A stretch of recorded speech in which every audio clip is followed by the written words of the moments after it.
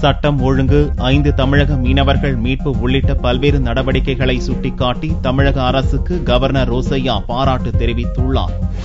தமிழக 14வது சட்டசபையில் 4வது முறையாக இந்த ஆண்டின் முதல் கூட்டத்தில் கவர்னர் ரோசையா செவ்வாயன்று உரை நிகழ்த்தினார். லோக்சபா மற்றும் ஸ்ரீரங்கம் இடைத்தேர்தலில் வரலாற்று சிறப்புமிக்க வெற்றி கிடைத்துள்ளதாக கூறிய ரோசையா சட்டம் ஒழுங்கு சிறப்பாக இருப்பதாக பாராட்டு தெரிவித்தார். இலங்கை நீதிமன்றத்தால் தூக்கு தண்டனை விதிக்கப்பட்ட 5 மீனவர்களை மீட்டதற்கு பாராட்டு தெரிவித்த ரோசையா கச்சத்தீவு மீதான இந்தியாவின் உரிமையை நிலைநாட்ட வேண்டும் என்றும் இதன் மூலம் மீனவர் பிரச்சினைக்கு நிரந்தர தீர்வு ஏற்படும் என்று வலியுறுத்தினார்.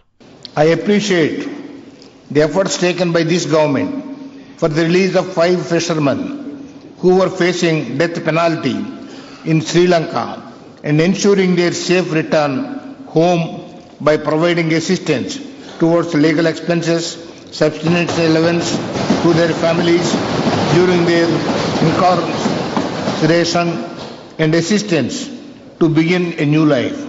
This government reiterates its consistent stand that a permanent solution to this vexatious problem faced by our fishermen will be possible only by restoring India's sovereignty over Kachativu, thereby securing their rights to fish in their traditional waters.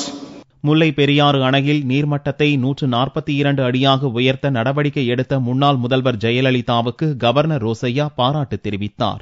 I must place on record my heartfelt appreciation to Sylvie J. Jayalalitha for her relentless pursuit and untiring efforts to secure the legitimate rights of the state in various interstate river water disputes.